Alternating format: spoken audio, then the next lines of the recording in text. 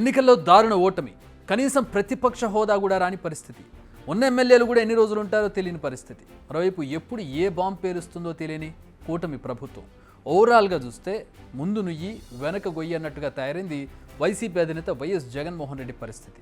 మరి ఇలాంటి సమయంలో జగన్ ఎలాంటి వ్యూహాలు రచించబోతున్నారు? తనపై ఇప్పటికే ఎక్కుపెట్టిన కేసుల బాణాలను ఎలా తప్పించుకునేందుకు ప్రయత్నాలు చేస్తారు? యలహంక ప్యాలెస్ బెంగళూరు నుంచి ఏపీకి లేదా హైదరాబాద్కి వచ్చే రూట్లో ఉంటుంది. యలహంక ఎయిర్పోర్టుకు చాలా దగ్గర. ఈ యలహంకలో 23 ఎకరాల్లో ఉంటుంది జగన్ ఇష్టపడి కట్టించుకున్న ఇల్లు. ఈ ప్యాలెస్ లాంటి ఇంటిని కట్టించుకున్నప్పుడు జగన్ పాలిటిక్స్లోకి రాలేదు, ఆయన వ్యాపారవేత్త. అప్పుడు సీఎంగా వైఎస్ రాజశేఖర రెడ్డి ఉన్నారు.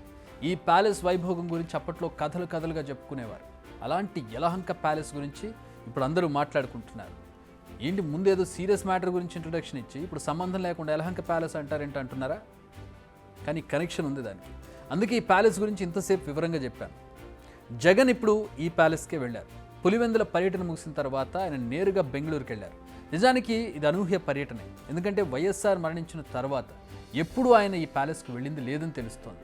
ఆ తర్వాత వైసీపీ గెలుపు తర్వాత ఆయన రాజధాని ప్రాంతంలోని ఇంటిని నిర్మించుకుని తాడేపల్లిలో అక్కడే ఉంటున్నారన్న విషయం మనందరికీ తెలుసు.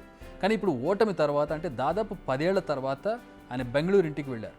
మరి అక్కడి నుంచి ఇప్పట్లో తిరిగి వస్తారా లేదా అనేది తెలియాలి.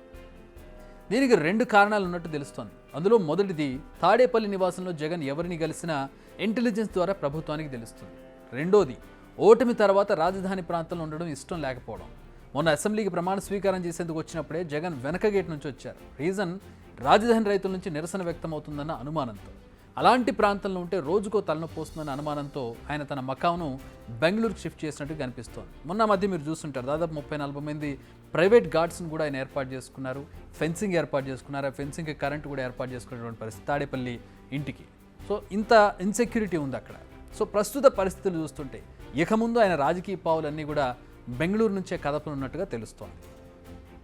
ఇప్పుడు ఈ ప్రచారానికి బలం చేకూర్చేలా ఉన్నాయి ప్రస్తుతం జరుగుతున్న పరిణామాలు. ఎందుకంటే వైసీపీ ముఖ్య నేతలను బెంగళూరుకు రావాలని ఇప్పటికే సమాచారం వెళ్ళినట్టుగా తెలుస్తోంది. ఇందులో ముఖ్యంగా రాయలసీమ నేతలకు పిలుపు వచ్చినట్టు తెలుస్తోంది. ప్రస్తుతం కూటమి ప్రభుత్వం వైసీపీ ముఖ్య నేతలను కేసుల పేరుతో లాక్ చేసేందుకు రెడీ అవుతోంది. ఇందులో ముఖ్యంగా మద్యం అమ్మకాలు, ఇసుక, మైనింగ్పై కొత్త ప్రభుత్వం ఫోకస్ చేయనున్నట్టుగా తెలుస్తోంది.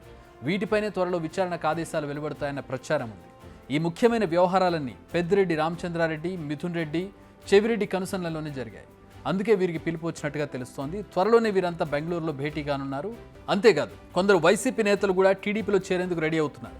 దీనిపై కూడా జగన్ ఫోకస్ చేసినట్టుగా తెలుస్తోంది. ఏదేమైనా ముందు ముప్పులు తప్ప మంచి కాలం అయితే కనిపించడం లేదు వైసీపీకి. ఆ పార్టీ అధినేతకు కూడా అదే పరిస్థితి కనపడుతోంది. ఎన్నికల్లో దారుణ ఓటమి ఇంకా జగన్కు డైజెస్ట్ కాలేదు, ఇదైతే వాస్తవం. అందుకే కొన్ని రోజులు బ్రేక్ తీసుకునే ఉద్దేశం కూడా కనిపిస్తోంది. దానికే బెంగళూరుకి వెళ్ళారా అనే అనుమానాలు కూడా ఇక్కడ కనపడుతూ ఉన్నాయి.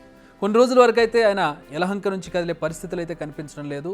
ఏమైనా మీటింగ్స్ ఉన్నా, ఏమైనా సమావేశాలున్నా అక్కడికే పిలిపించుకుని వారితో డిస్కస్ చేసే అవకాశం కనపడుతోంది. ఓవైపు డిస్కషన్ జరుగుతుండగానే మరో అనూహ్యమైన నిర్ణయం తీసుకున్నారు జగన్. అదే ఏపీ స్పీకర్ అయ్యన్న పాత్రుడికి లెటర్ రాయడం. ప్రమాణ స్వీకారం జరిగిన తీరును ఆయన తప్పుపట్టారు. సీఎం మంత్రుల తర్వాత తనతో ప్రమాణ స్వీకారం చేయించడం శాసనసభ పద్ధతులకు విరుద్ధమన్నారు. ప్రతిపక్ష నాయకుడికి హోదా ఇవ్వకూడదని ముందుగానే నిర్ణయించినట్టుగా కనిపిస్తుందంటున్నారు జగన్.